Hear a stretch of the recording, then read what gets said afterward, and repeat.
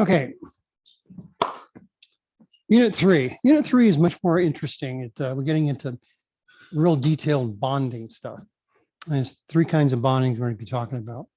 And then you're going to have some dry labs coming up after today. Now today's lab is going to be tricky. You're going to be actually getting a spectrum of hydrogen gas, but it's kind of tricky. So you may have to fall back on kind of the internet resources to kind of finish the lab off. So if you're frustrated, just keep in mind we can get the data from. And it's just what we're doing is we're irradiating hydrogen gas with a spectrum of energy and looking at how the electrons within the hydrogen are excited, then come back down and give off energy. And some of the energy is in the visible, so we can actually see colors. And as you can imagine, hydrogen is going to be the easiest, has so few electrons, only one electron bouncing around. You get something like uranium with 92 electrons bounced around, gets extremely complex. So even as simple as hydrogen is, it's still kind of tricky to get a reasonable spectrum. Okay, number two, I got yelled at by the lab director because I didn't emphasize to you on putting your stuff back. Now, whenever you get something with distilled water in it, you should return it with distilled water. Some of them had sodium hydroxide still in it. There was some broken glass around the cart.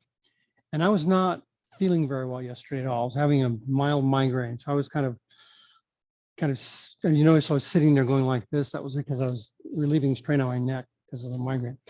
So it's partially my fault I wasn't on top of it. But again, FYI, I accepted all blame for the lab being the condition it was. But whenever you get something with water in it, return it the same way, okay? Like, so there was the 250 milliliter volumetric flask. Those are given to you with a stopper in the top with distilled water in it. Just FYI in the future, okay? But again, I took blame and I should have been more in your face about making sure they were returned that way. Because they are really overworked. And I hate to burden them with more work when I could have, helped her by emphasizing, that. On the burettes, those are a pain. Okay, you got to fill them with distilled water, put the stopper in, turn them upside down, and there are two holes. The top one's easy, but then there's a hole below, and then it drops down again. It's kind of tricky to find the hole below. So I'm not sure we're going to be using the burettes much the rest of the semester, but anyway. So you're a really good class. I enjoy working with you, but I'm just saying we need to be a little more aware of lab procedures, okay? All right. Have you all been able to download the test and all that good stuff? Okay. I didn't see a place to submit it. Click on assignments. Yeah, I looked into it. There were only two assignments there. The 5 and the test, or the test one. Oh, I'm going to do that right now. One thing about, yeah.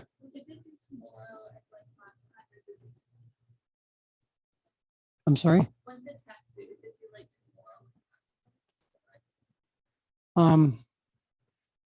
What did I put on the due date? Was it midnight tonight? I'll make it midnight tomorrow. So if you want to turn in class tomorrow, that's fine. Okay. I heard you loud and clear. All right. So let me do that right now while I'm remembering. And you'll see how assignments are created right before your eyes here. And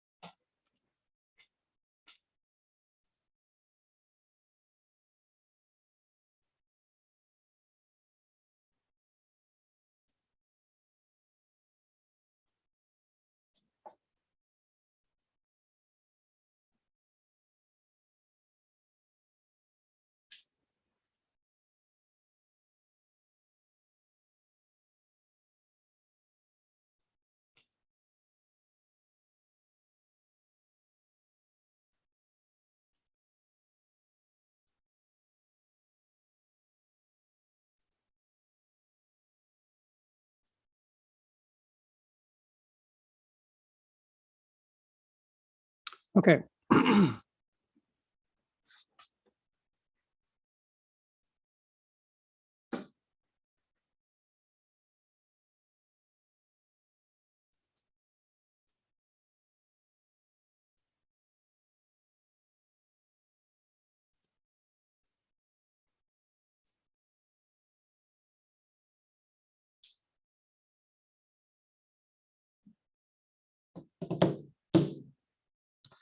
Um, this is an interesting little tidbit here. This is the basis of the current COVID vaccinations, whereas the research for HIV. And they used a very similar process using these kinds of processes to come up with a vaccine. Protease is an enzyme that takes apart proteins. In your stomach, you have a very major protease there, and it, which by the way, all enzymes require a certain pH to work effectively. Most enzymes work most effectively around pH 7.4, which is a physiological pH. However, your stomach is pH 2, very acidic. So the proteases in your stomach look for a pH of 2 to work effectively. So if you've taken any acid, what do you think that does to your stomach pH? Huh? It lowers the acidity of your stomach and raises the pH. What do you think that does to protease in your stomach? Neutralize. Huh? Neutralize. Utilize? Neutralize. Well, it doesn't neutralize it. It just makes the enzyme less effective. Okay, there's an active site in every enzyme, and that's where all the action happens, that the enzyme at the active site. And so that active site requires a certain pH because the pH will change the shape of the enzyme. When the enzyme shape changes or conformation, so does the active site. And the active site is in the original shape, then it can't do its job effectively. So I never take any acids because I want my stomach enzymes to work most effectively. So keep that in mind whenever you have heartburn. And the older you get, you'll get more and more heartburn for lots of reasons. But anyway, keep that in mind about your enzymes in your stomach. Also, it messes up your microbiome, the gut bacteria in your intestines, also like a certain pH. And off pHs will encourage bad bacteria to grow more than the good bacteria. So,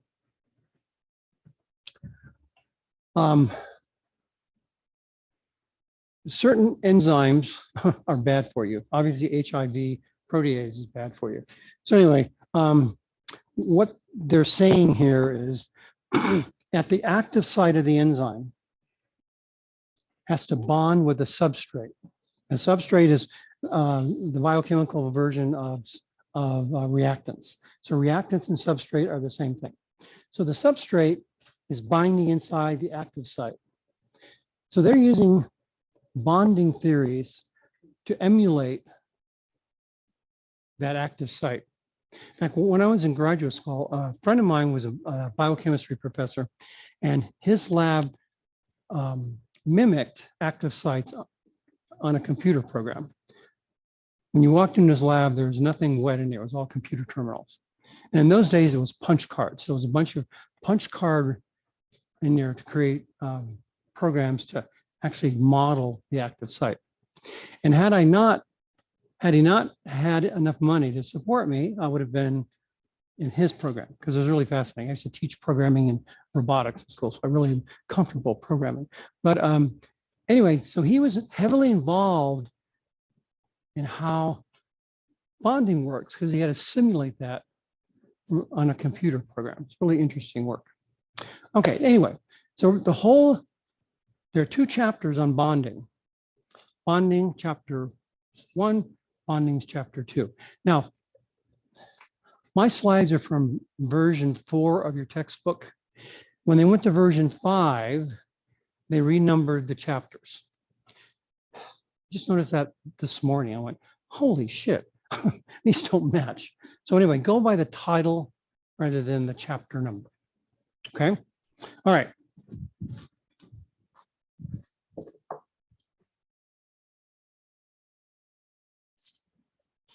Now, the big thing in bonding, I said this before, the elements on the periodic table by themselves are not particularly stable, except for the noble gases. So what do they want to do? They want to become more stable, and they do it by bonding. And there are three kinds of bonds we're going to talk about in this class: covalent, ionic, and metallic. Metallic, we're not going to talk a lot about, but I just want you to be aware of there is a metallic bond as well. And it depends on what chemicals we're talking about coming together. Some of them form covalent bonds, some of them form ionic bonds, and some of them form metallic bonds. And a lot of it has to do with electronic configuration. So if you can maximize stability by bonding in a certain way, it'll happen. If you can't stabilize it, it's not going to happen. Okay. We can predict shapes. We can predict properties, all that stuff. We can also predict combinations. Like, why is water H2O and not HO or H3O? We're going to easily see that using Lewis theory.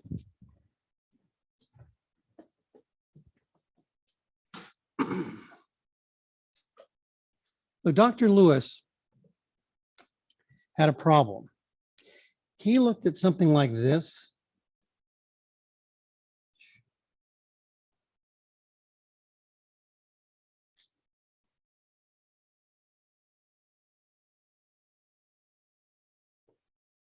And so there's got to be a better way to understand what that formula is.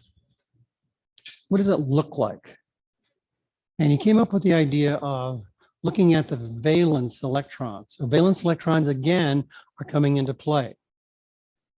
That's where the chemistry is. So Lewis dot theory is exclusive to valence electrons only.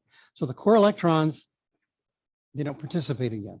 Core electrons are so incredibly stable, they don't participate in the chemical characteristics at all. Okay. Again, atoms bond. Why? Because they have lower potential energy or more stability. They're not bonded. But they've got to bond in a certain way. Not all atoms will bond with any old atom.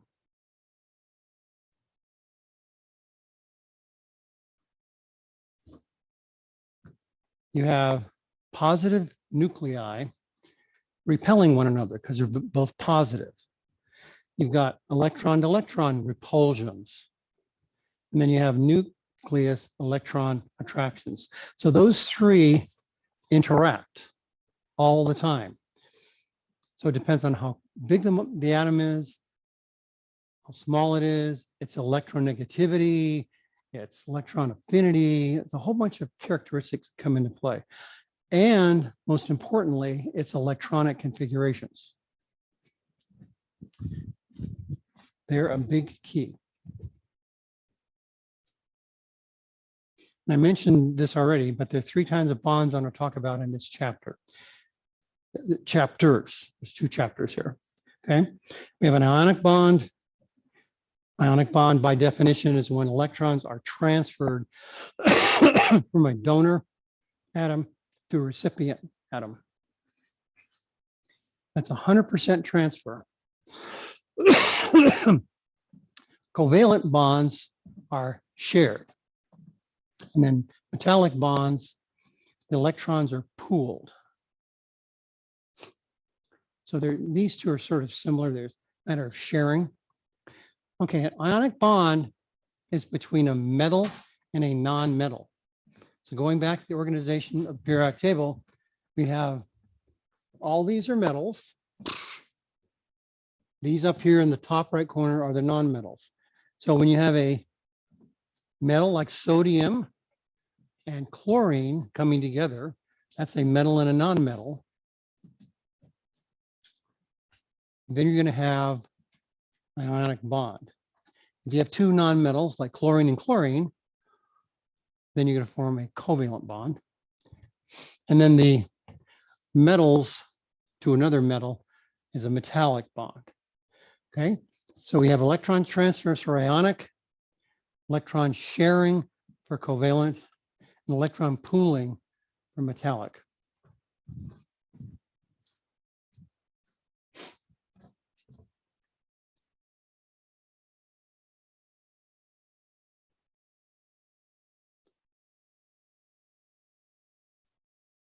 So for an ionic bond, yeah.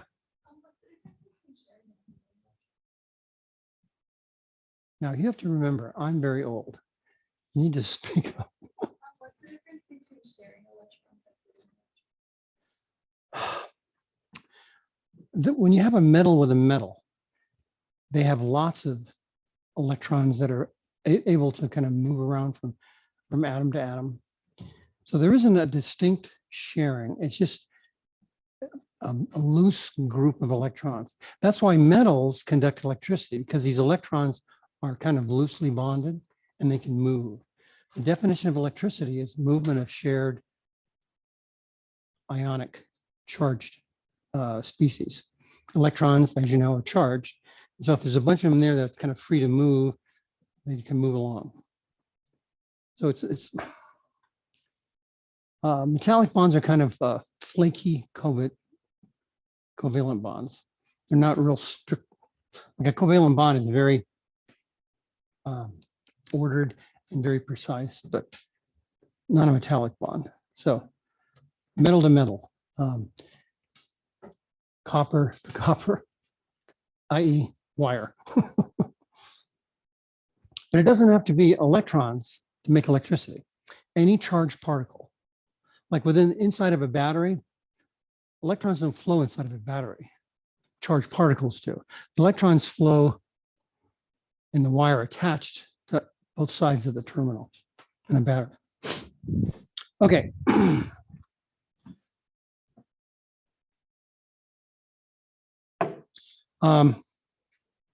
Metals, again, have this property of giving up electrons.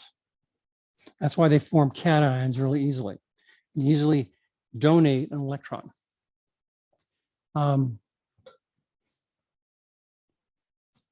They're usually tied up to a nonmetal that like electrons. Now, if you go back to the electronic configuration for nonmetals, if these gain electrons at all, they're going to be emulating isoelectric noble gases.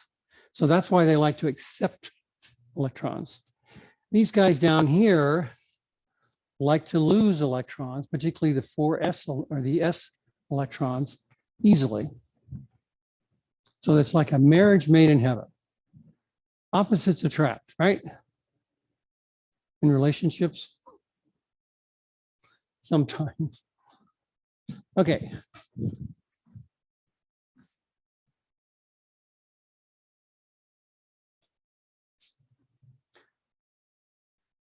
Covalent bonds, they don't like to give up electrons or recipient of electrons. So what they do is they share electrons.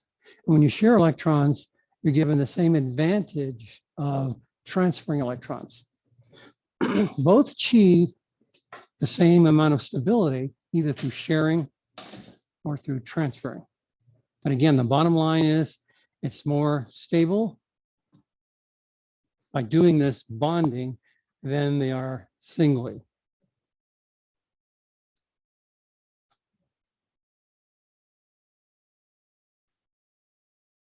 And here's our good old metallic.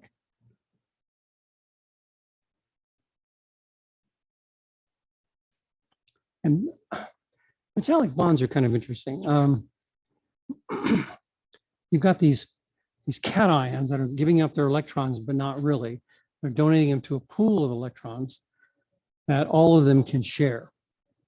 So a covalent bond is it's an atom to atom sharing. Metallic bond is more of a group sharing. And these electrons are not as closely confined as the covalent bonds are. And that's because that's what makes them a good conductor, because they're easily allowed to flow between atom to atom.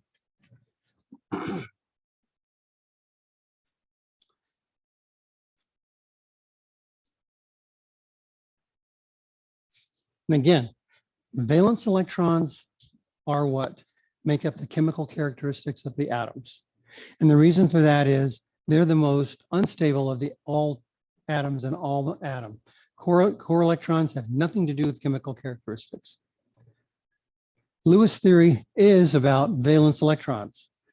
It could care less about core electrons.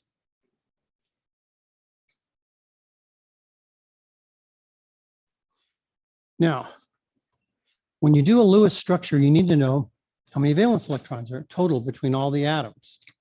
Easiest way to do it is to look at where the atom is located on the periodic table. Calcium. How many valence electrons does calcium have? 2. So the Lewis dot theory is going to involve only 2 electrons. It could care less about the core electrons. Beryllium. How many core electrons? How many valence electrons does it have? 7. Right.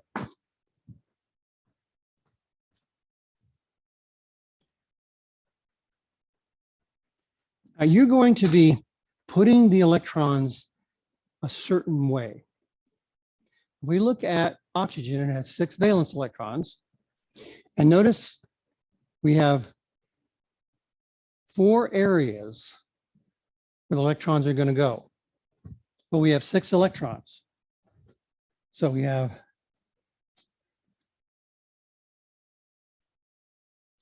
six electrons, okay? Notice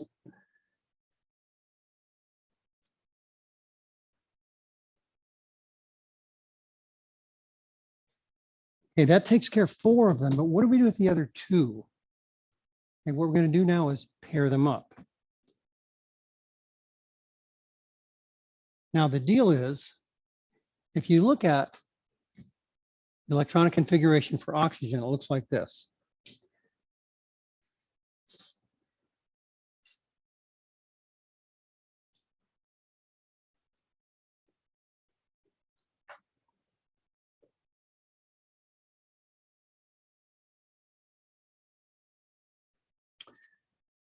This pen is weird.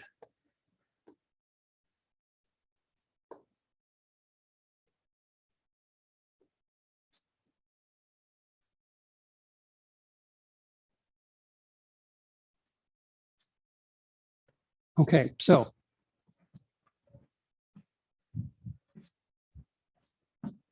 here's a pair. Here's a pair.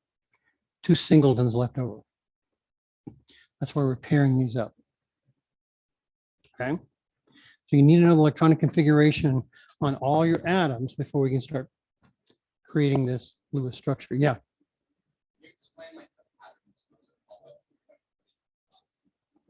It'll come up this slide here.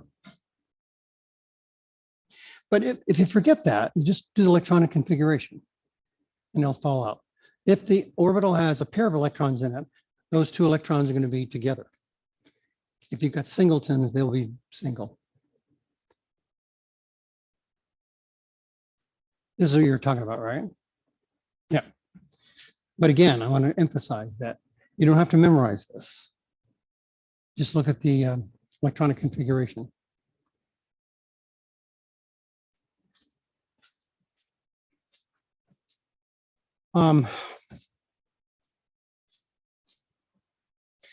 Octet rule.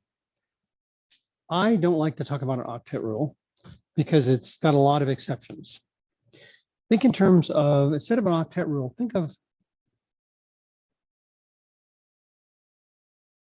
full shell. For example, if you're in the first period, helium has a full shell, that's why it's so stable, but it's only got 2 electrons. When we get down into these guys, they aren't necessarily going to have an octet. They may have more. They may have 12, 14, or 15.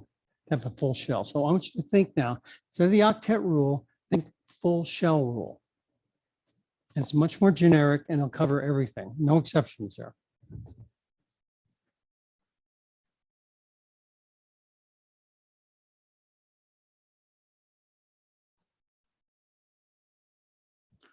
Okay, and we've kind of covered this already from unit 2, but basically when we're looking at this, what can an atom do by losing or gaining electrons to become more stable? In the case of potassium, we've got this one s electron over here. And if we lose that, we end up with a full shell. That's a big deal. Very stable full shells. And that's kind of what you're going to be analyzing, is what will make this atom more stable if it's coupled with this other atom.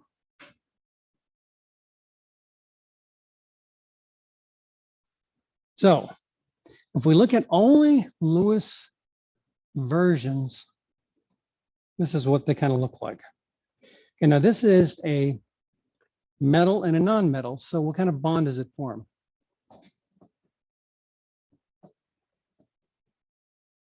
Huh? Ionic, right. That means electron transfer. So that means one of these electrons is going to be given out and the other one receives it.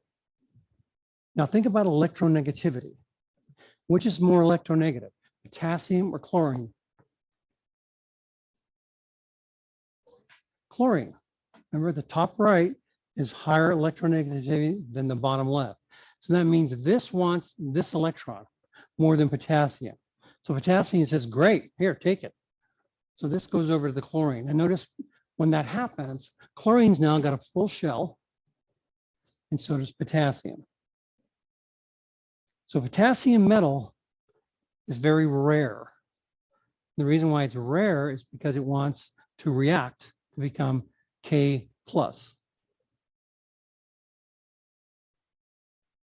And by forming an anion over here, it's got very stable. So both of these have a full shell, basically.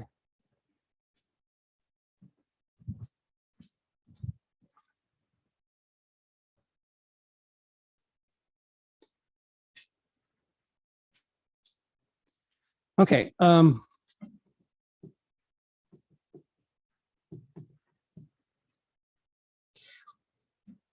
The trick is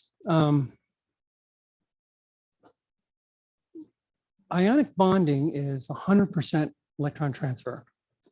What if you have two atoms together and one is more so, slightly more electronegative than the other one? Does that become an ionic bond? So now we're in a gray area. So if we have two atoms with exactly the same electronegativity, it forms a covalent bond, no exceptions. If we have two atoms that have different electronegativities, we have to look at the difference between the two electronegativities. And that'll determine whether it's a covalent bond or an ionic bond, is the differences in electronegativity.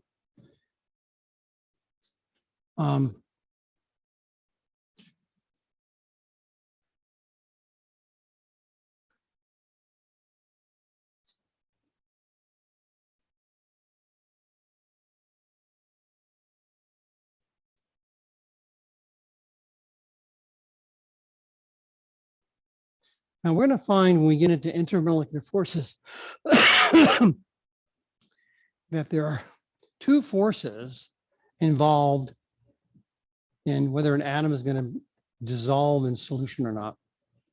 One is the crystal lattice force. The other is a solvating force. If the solvating force is stronger than the crystal lattice force, it dissolves. If it's not, it'll stay together. For example, if we put sodium chloride in water, what happens? Dissolves. That means it becomes one with the solution. We put sand in water, what happens? Nothing happens, right? Okay, the case of sodium chloride in water, the solvating force is stronger than the crystal lattice force, so it pulls it apart. With sand, the crystal lattice force is stronger than the solvating force, so it stays together. It's that easy. And then if they're equal, you get something called, it's semi-soluble. Usually it's a form of a gelatinous compound. So you'll hear this crystal lattice, either crystal lattice force or just the crystal lattice itself. Okay. When atoms are in a solid form, the crystal lattice force comes into play, keeping it together. Why? Because it's more stable. When it becomes a liquid, it becomes less stable. When it becomes a gas, it becomes even more unstable. But it's a hierarchy between those. And it depends on whether there's a liquid or solvent present, depends on temperature, a number of variables.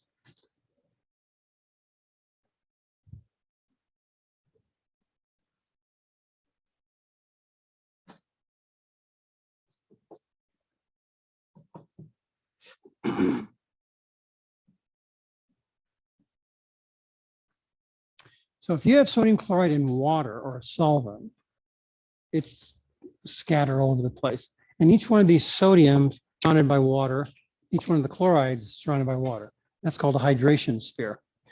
However, at a certain temperature, those will coalesce. If you remove the solvent, a number of things. So this is more stable if you can get it to this point. There's a lot of variables. Is there a solvating force stronger, pulling it apart, with temperature, et cetera?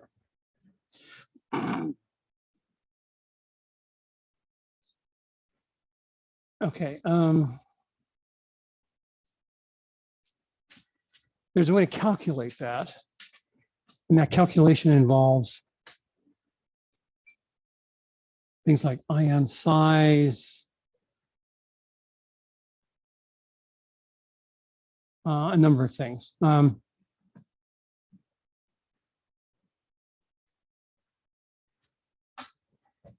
Okay, so this is a measurement of size.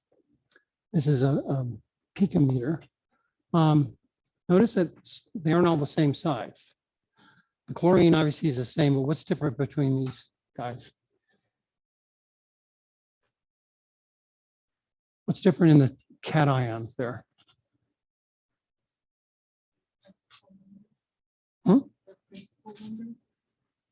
Yes, what else? Think about attraction. Which would have the strongest attraction up there? Which one? Yes, lithium would. Why do you think it would have the highest attraction?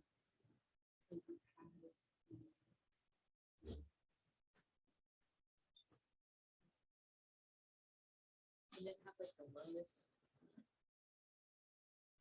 ionization energy? Actually, has the highest. Out of all of these? Does it increase from left to right? Yeah, but as it gets bigger, Oh, the electrons are further apart from the nucleus. So if here the lithium is the smallest cation up here, hence it's close, they're closer together. Hence the attraction is higher because they're closer together. Out here, they're much farther apart. And remember, attraction and repulsion is a function of distance. And this lattice energy is going to be proportional to that distance. There's the bigger the ion, the lower the lattice energy.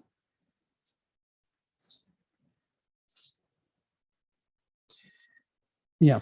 so for the energy wouldn't, or why is it that the smallest one has the highest energy?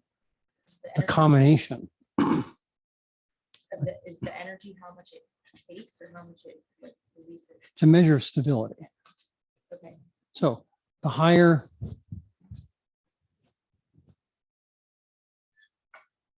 the lattice energy, the more they want to stay together because they're more stable. Okay. And if you get big ions,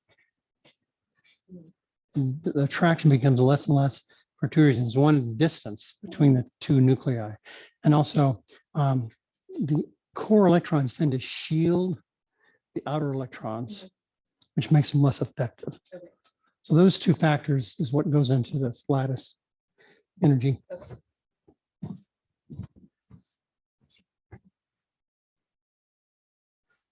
Okay, which kind of reinforced here.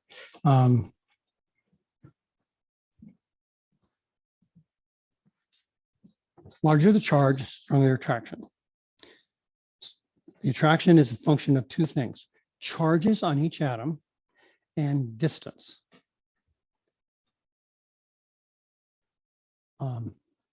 So we've got these two farther apart, and these two, hence this has more lattice energy than that, because they're closer together. Hence that attractive force is going to be stronger. Okay, so using Lewis's theory,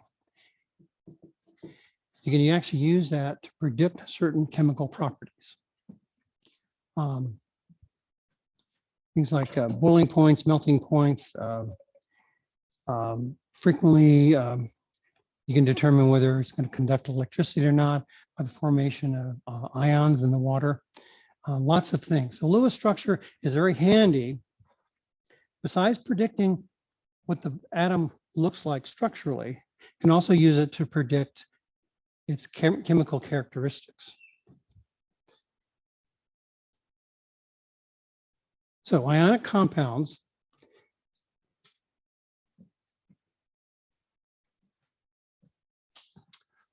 hard and brittle. Think of salt now.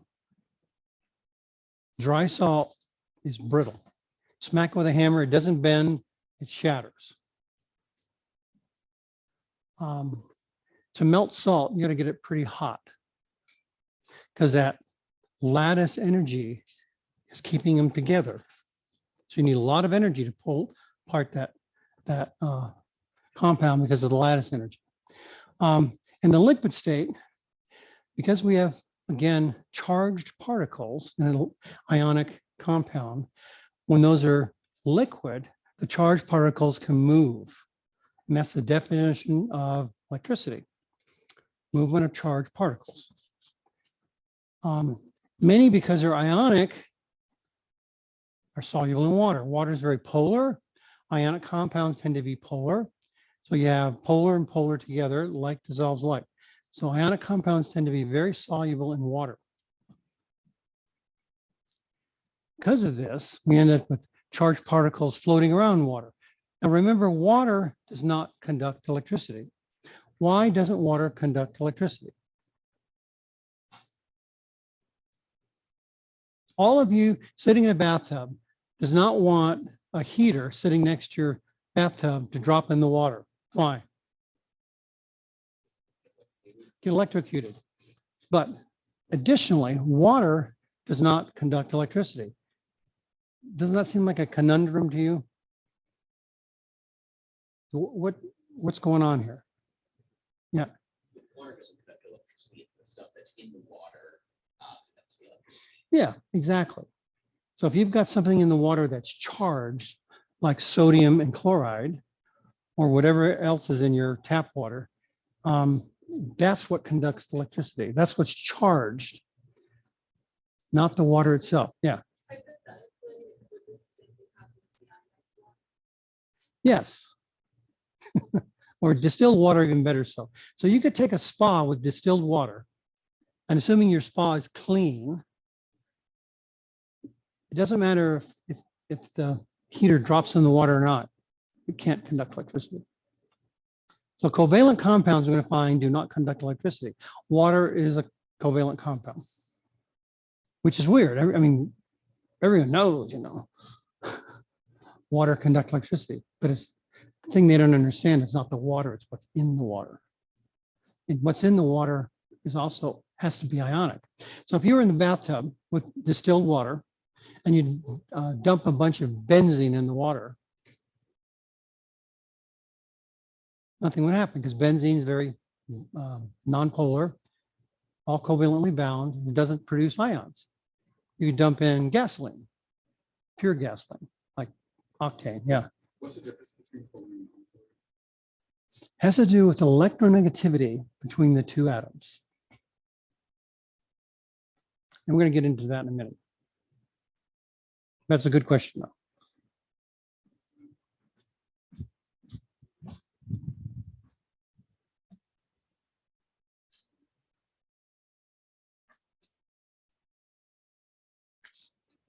And this just shows more things that are, when you look at ionic bonding versus reality, that is consistent. Okay.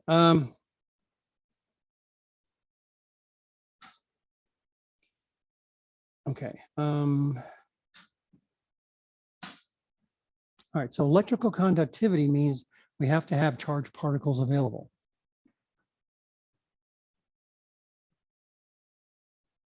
Lewis theory says the ionic solid does not have movable charged particles. It's based on charged particles, though, but they are not allowed to move because they're in this crystalline structure. Hence, it does not conduct electricity. Locked in position, non-movement. Okay, and then hence they don't conduct electricity. And then ionic solids don't conduct electricity. So in other words, salt crystals, if you put 2 electrodes in there, salt crystals with a light bulb, nothing would happen. Put water in there, it immediately lights up.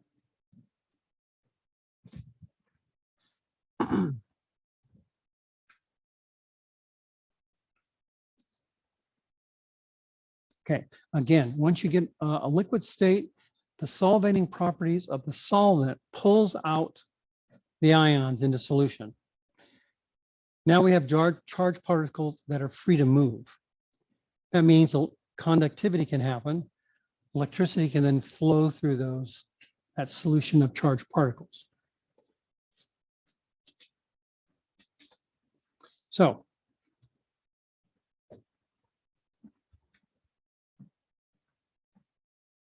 ionic solid, there are charged particles in the ionic solid. Hence you think, well, charged particles, electricity, right? Okay. They have to be able to move, though. There's no motility whatsoever with these guys. Hence, no current flow. As soon as we get them freed up by throwing in a solvent that's strong enough to pull it apart, then we can have electrical conductivity.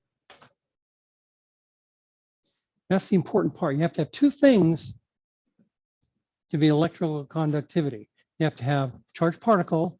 Number 2, you have to have movement. No movement, no conductivity. Okay, and sort of the opposite of ionic bond is a covalent bond. Okay,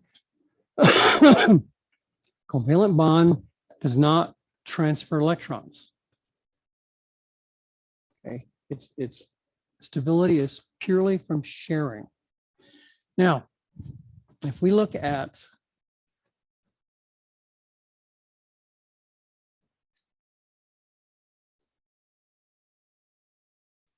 good old water here. Now, this is a good example of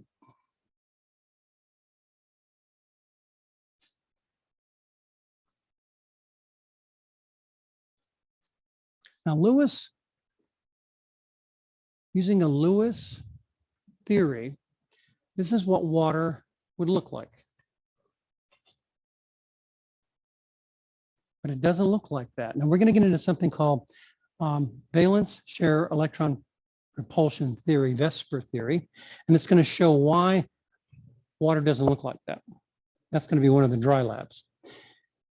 So keep in mind that this is not the real shape of water. Okay. We have now hydrogen now. Remember, hydrogen can be either a cation or an anion. All except for acids, it's an anion. So we have non-metal to non-metal. That means it's covalent. We've got a couple things going on here. We have two singleton electrons, and a lone pair or a non-bonding lone pair. And remember we were filling up those orbitals? How many electrons maximum per orbital? Two. So if we already have a pair in that orbital, it can't do anything else. It cannot share anything because it's already full. Okay. So what you're doing is you're loading up, aligning singleton electrons with singleton electrons so they fill up that orbital. So they have two electrons. If the orbital's full, you can't fill it up anymore. Now there's a special time when you can fill it up. That's if an empty orbital and a full orbital come together, those will bond. That's called a coordinate covalent bond. That's the only exception to that.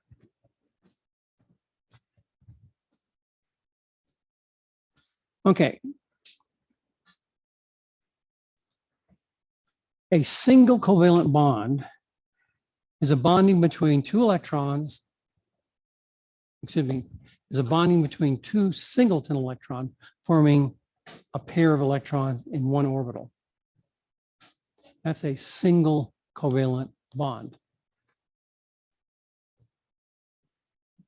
So singleton and singleton bond.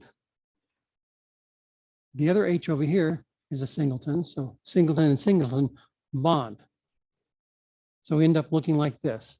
So if we share electrons, that oxygen now has become a full shell, very stable. The hydrogen becomes a full shell as well, having two to complete its shell. Okay, so that's why water is water. That's why the hydrogens bond with the oxygen.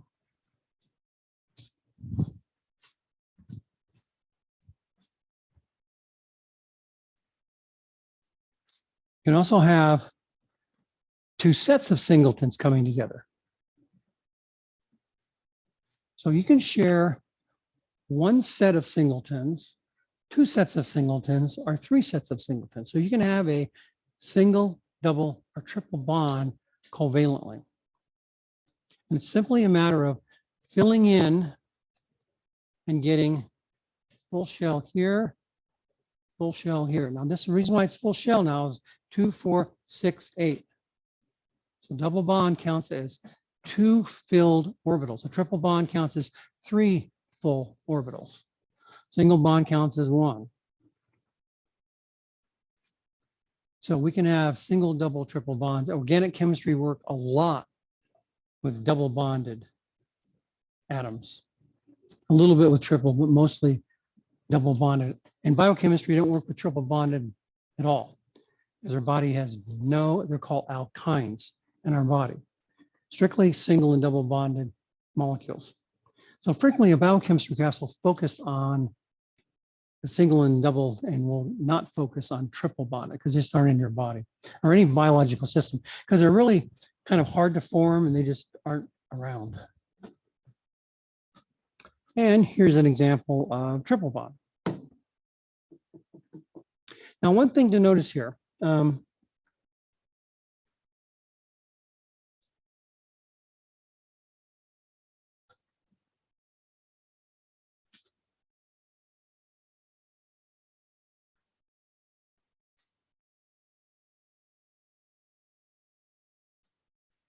that's what nitrogen looks like before it's bonded to the other nitrogen. So what we can do is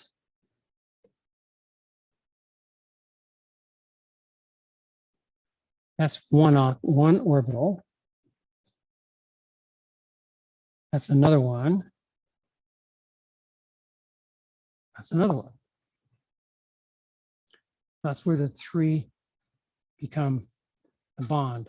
Once you have a bond between two singletons, you can replace it with a single line per orbital. Okay, so this has 3 orbitals, 3 lines. Now, when we start getting into drawing Lewis dot structures, you can move these pairs around. So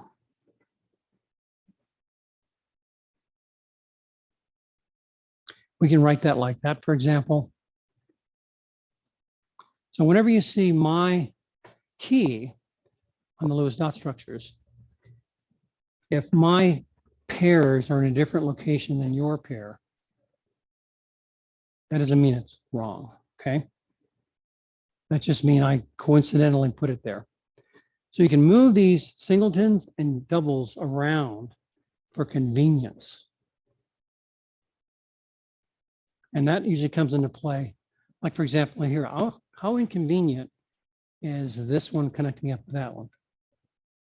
These are really nice. So if I redrew this,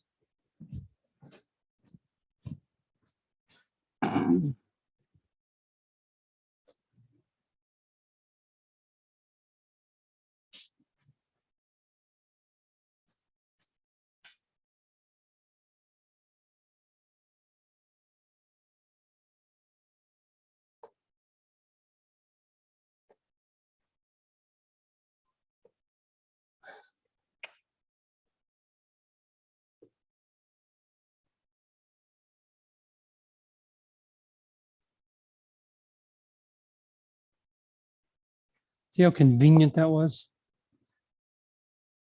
So feel free when we get into this Lewis dot structure stuff to move the singletons and pairs around, just so that it's easier to visualize. Okay.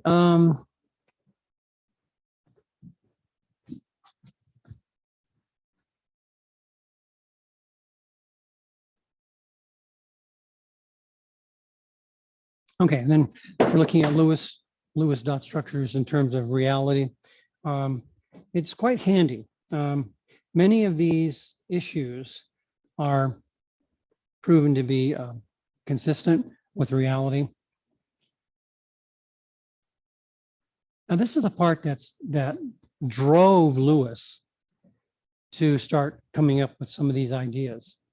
Is why is this more solid than that? Okay. The issue has to do with full shell. Full shell electrons are maximized at a certain size.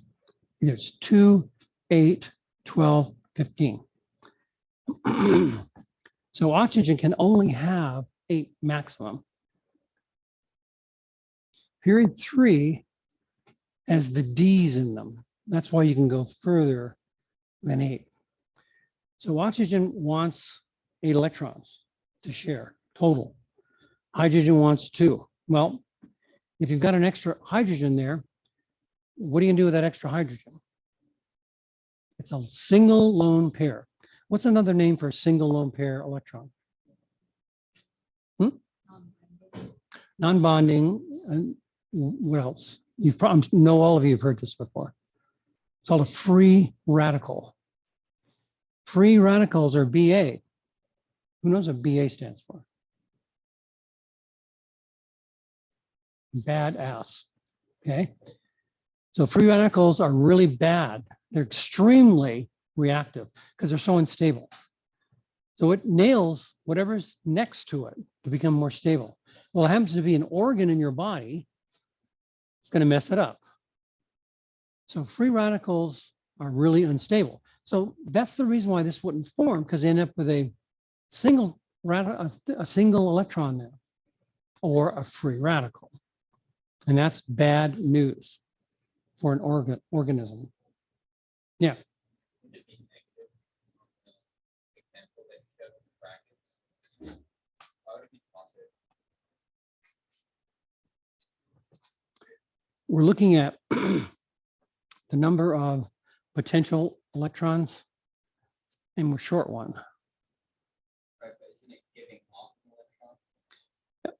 Yeah, see, this doesn't, this is called a hydronium ion. And what happens is, remember I said there's a special case called a coordinate covalent bond. We can have an empty orbital bonding with a full orbital. That was 5 minutes ago.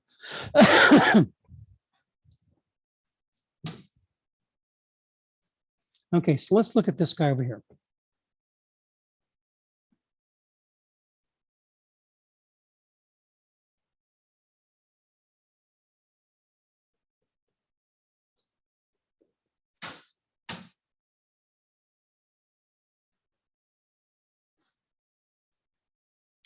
Okay, so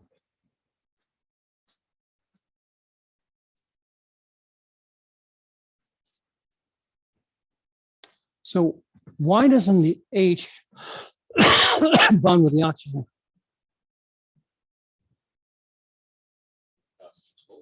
Hmm? Yeah, oxygen says, screw you. I'm full. I'm fully stable. Why do I even can think of bonding? However, if you lose, oops, if you lose that electron,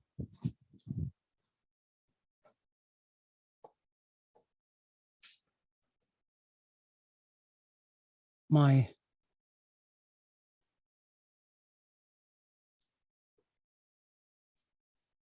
now we have an H plus. How many electrons are in the orbital for H plus? Right, none. Because hydrogen only has one electron and loses it, no electrons left. However,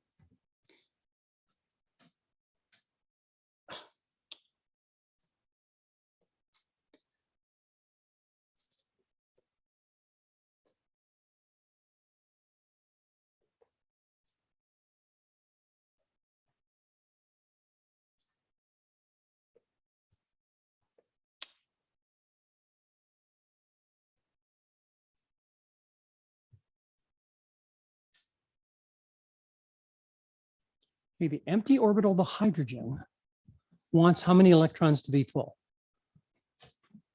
2. So guess what? It gets it from here. So basically, hydrogen is sharing a pair, a non-bonding pair of oxygen with its empty orbital. Okay, so what's the charge on H with no electron? 1 what? Negative or positive? If it's missing an electron, what's its charge? Positive. So this complex becomes positive because the valence electrons in all the parts are missing a valence electron. Does that make sense?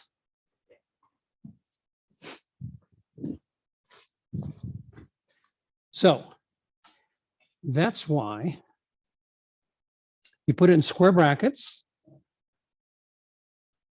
with a charge for the group.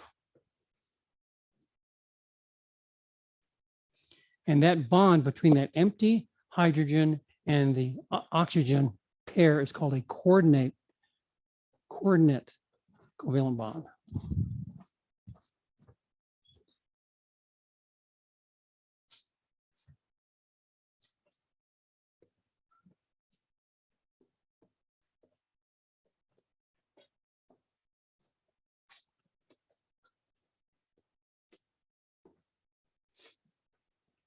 And it's between a full electron pair and an empty orbital.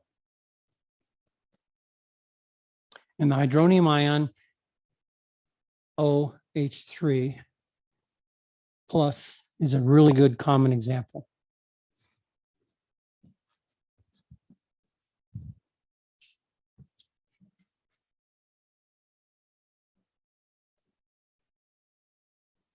Now, whenever we have a covalent bond, its implicit sharing, it's got some interesting questions.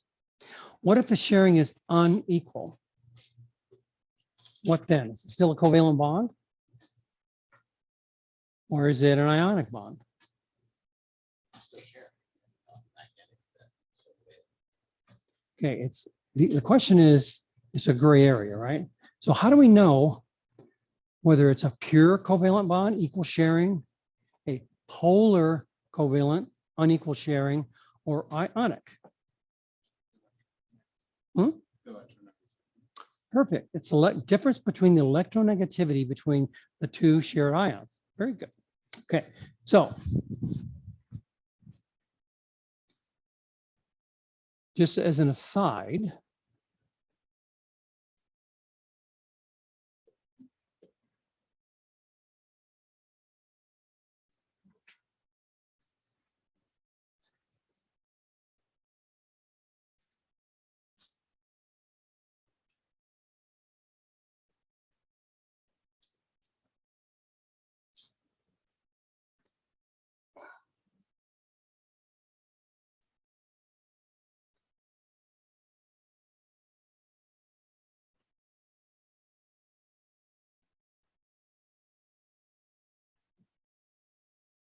my writing is goofy because I need to align my stylus on this here. So my off a little bit. Okay, so if the difference in the difference in the electronegativity between the two atoms is 0.4 or greater, it's considered a polar covalent bond. At 2, it becomes ionic bond. So you need to have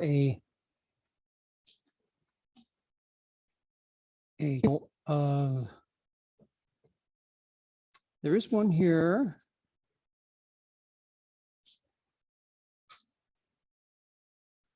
Where's the table?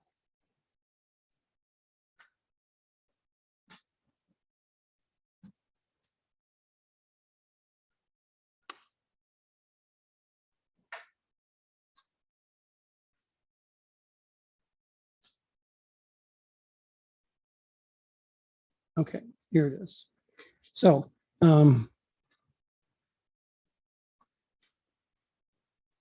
so if we had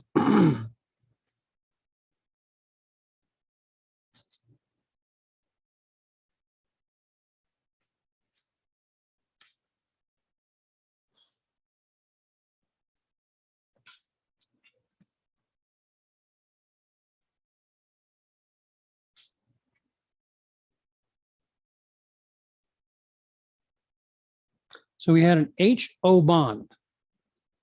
What is the delta electronegativity of that bond? Well, oxygen 3.5.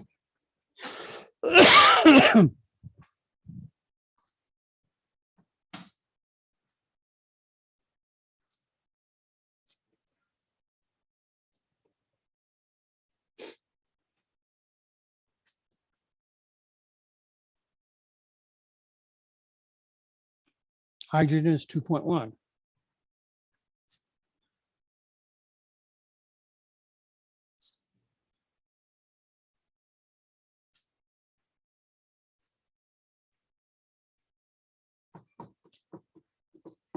So the delta En for OH bond is 1.4.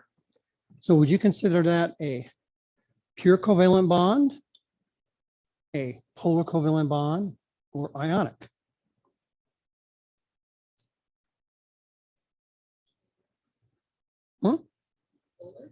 Polar covalent, because it's not 2. Remember, when it gets to 2, it's considered ionic, and it's greater than 0.4, so it's a polar covalent bond.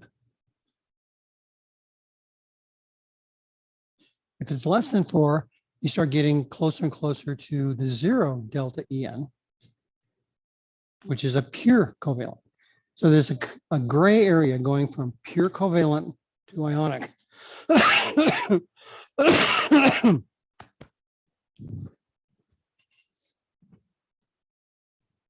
that make sense?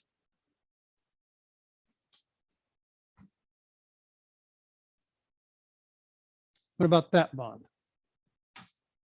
Is that covalent, pure covalent, polar covalent, or ionic?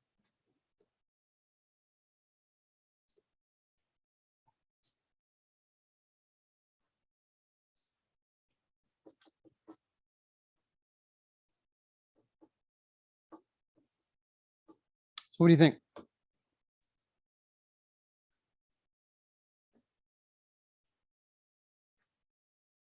What's the electronegativity of oxygen? 3.5. And what's the electronegativity of the other oxygen? 3.5. So 3.5 minus 3.5 is 0. So what kind of bond is it? Pure covalent. Did you say anything above 2.0 that becomes ionic? Yes. Okay, is there like a pure ionic? Is it always pure? Oh, and it's, they don't, I've never seen them differentiate. If it's over 2, it's ionic. That's a good point, though. How ionic is it? You could do a study, though. You look at the electron configurations, you probably predict something. Okay, so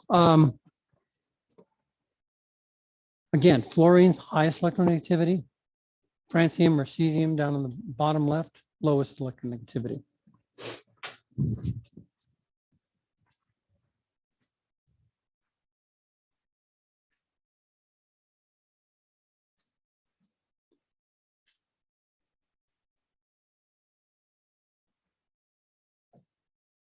So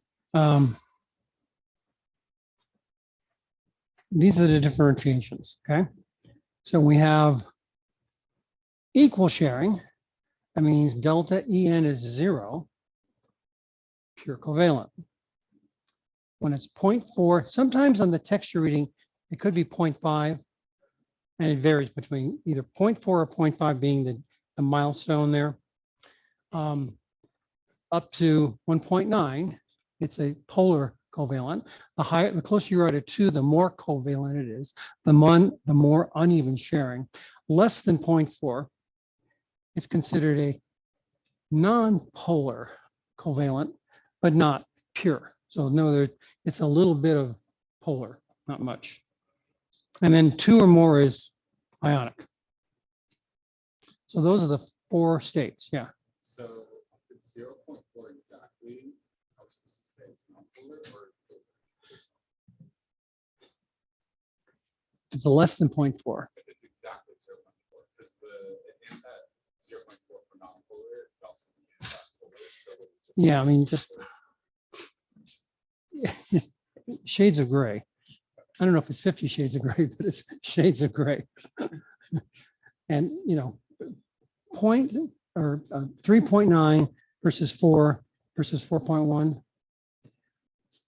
is, they're so close together. The main thing is, though, just use 0.4. Same with the 2.0.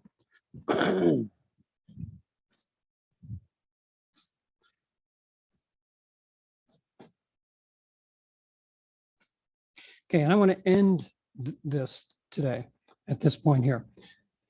So summarizing, when we are sharing electrons using change in electronegativity, if it's very small, it's covalent. If it's between 0.4 and 2, polar covalent. Now this is remember they differentiated a non-polar covalent? Instead of saying covalent, this should be non-polar covalent. And then 2 or more, it's ionic.